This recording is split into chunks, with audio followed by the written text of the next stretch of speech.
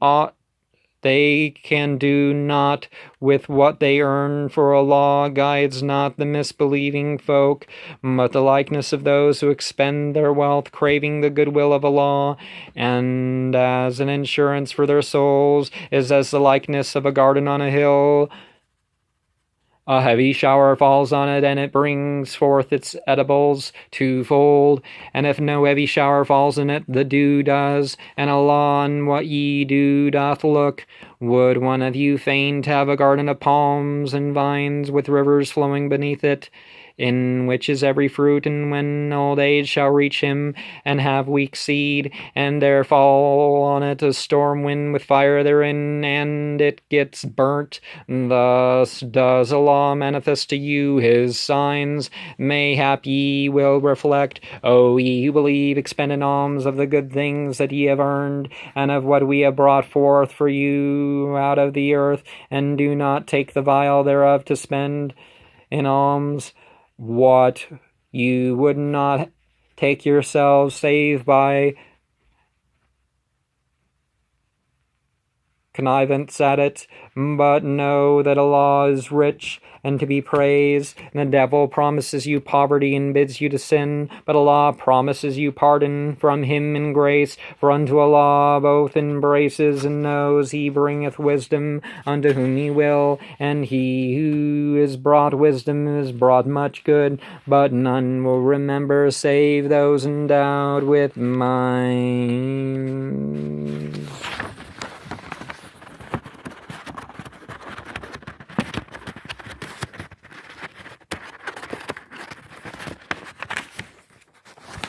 Whatever expense ye expend, or vow you vow, Allah knows it, but the unjust have no helpers. If ye display your almsgiving, then well it is, but if you hide it, and bring it to the poor, then it is better for you, and will expedite for you your evil deeds. For Allah of what ye do is well aware. Thou art not bound to guide them, but Allah guides whom he will, and whatever good ye expend, it is for yourselves, and do not expend save craving for Allah's face, and what you expend of good it shall be repaid you, and ye shall not be wrong unto the poor, who are straitened in Allah's way, and cannot knock about in the earth.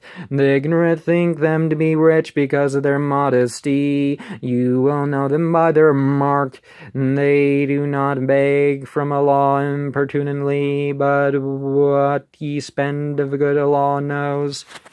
Kaf, Fa, Ra will be the letters upon the forehead. So how's that go? Go backwards.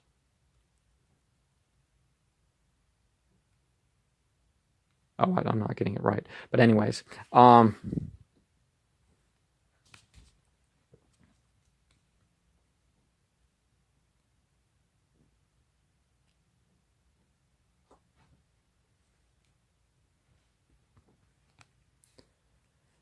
disbelief, somebody who covers the truth.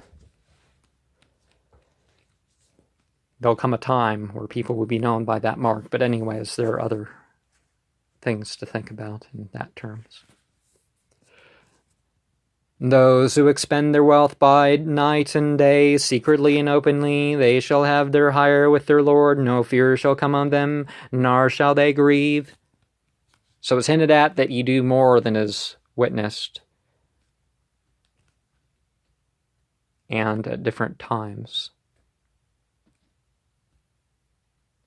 But of course, you don't just, I can't pray because someone will see me. No, never practice that ridiculous garbage. That you hide and don't say your prayers. No, thou shalt hire with your Lord. No fear shall come on them, nor shall they grieve. Those who devour usury shall not rise again, save as he who riseth, whom Satan has paralyzed with the touch. And that is because they say selling is only like usury, but Allah has made selling lawful and usury unlawful, and he to whom the admonition from his Lord has come, if he desist, what has gone before is his matter is in Allah's hand, but whoso returns, these are the fellows of the fire, and they shall dwell therein for aye. Allah shall blot out usury, but shall make almsgiving profitable, for Allah loves not any sinful misbeliever. Verily, those who believe and act righteously and are steadfast in prayer and give alms, theirs is the higher with their Lord, and there is no fear on them, nor shall they grieve. And remember, the not being guided, well, that's because they don't choose to be guided. The not loving the sinful misbeliever aspect of a person, why should God, if God's just, or if God's good, love the evil? Of course, there's still love for the people who've done bad, but some people are loved more than others. Really, those who believe and act righteously, they are steadfast in prayer and give alms. Theirs is the higher with their Lord, there is no fear on them, nor shall they grieve. O ye who believe, fear Allah, and remit the balance of usury, if ye be believers, and if ye will not do it, then hearken to the proclamation of war from Allah and his apostle. But if ye repent, your capital is yours, ye shall not wrong, nor shall ye be wronged. So it's any usury, it's interest, it's unlawful increase. It's not saying that you can't take a loan knowing the $2,000 and get paid back in $2017 if that was the term, and you're knowing that's what you're doing. But if you're charging a percentage, trying to double your money or add, it's 1% annual no matter what the money does or anything like this, this is not right.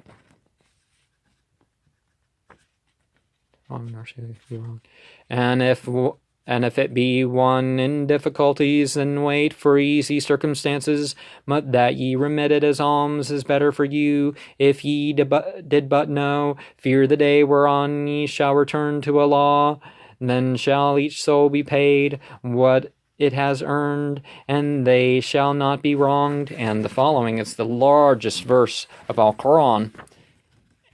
And, before I say 282, just like you'll find out with the drug use and stuff like this, once you accept true belief, once you testify of these matters, you're going to, what you did in the past, as long as you're not keeping it up. Yeah. But if you've kept it up, Sam says, well, I was doing this sin before I accepted. Well, now you've got to be responsible for every little thing. But if you make a mistake, don't worry. You can always repent, as one shall say.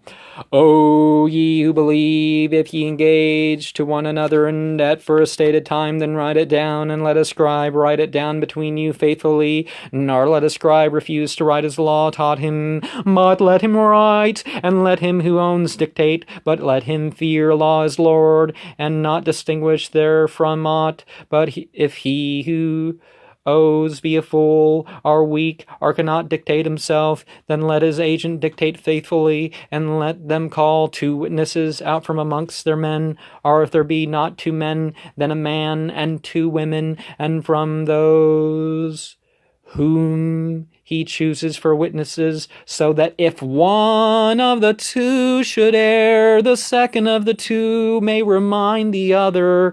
And let not the witnesses refuse when they are summoned, and let them not tire the writing it, be it great or small, and with its time of payment, that is more just in the sight of Allah, and more right for testimony, and it brings you nearer to not doubting, unless it be a ready money transaction between you, which you arrange between yourselves, then it is no crime against you that you do not write it down, but bring witnesses to what ye sell one to another, and let not either scribe or witness come to harm, for if ye do it, will be abomination in you. But fear Allah, for Allah teaches you, and Allah knows all things. But if you be on a journey and you cannot find a scribe, then let a pledge be taken. But if one of you trust another, then let him who is trusted surrender his trust, and let him fear Allah his Lord. And conceal not his testimony, for he who conceals it, verily sinful is his heart. Allah knows what ye do. And that's sort of an allowance that women have that men don't. It doesn't say, and this was not the early understanding, if that matters to you. It's not the linguistic understanding. This idea that a woman's testimony is half of a man's, that's not from Islamic literature. Oh, and I'm sorry, 282. 283, if you're on a journey and cannot find a scribe, then let there be a pledge taken, and if one of you entrusts the other, let the one who is entrusted to discharge his trust, and let him be afraid of Allah his Lord, and conceal not the evidence, for he who hides it, surely his heart is sinful, and Allah is all-knower of what you do. So, and 3 great verses that are very good to say before going to sleep. Or even just say the last 2 here. 284 to 286. The apostle believes in what is sent down to him. Oh, Allah's is what is in the heaven and in the earth. And if ye show what is in your souls or hide it, Allah will call you to account, and he forgives you.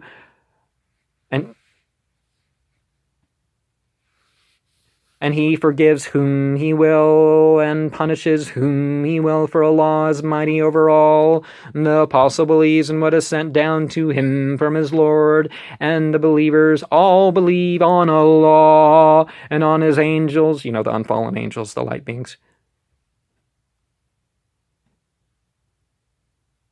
and his books, and his apostles. We make no difference between any of his apostles, and they say, we hear and obey thy pardon, O Lord, for to thee our journey tends. Allah will not require of the soul save its capacity. It shall have what it has earned, and it shall owe what has been earned from it. Lord, catch us not up if we forget or make mistake.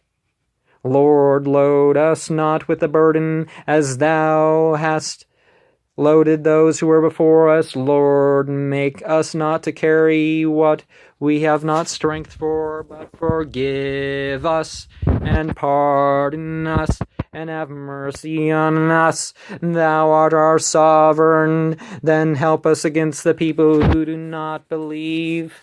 The people who cover the belief more properly. But I'm glad that he doesn't seem to be using terms like infidel and pagan and stuff like this that are basically just insults.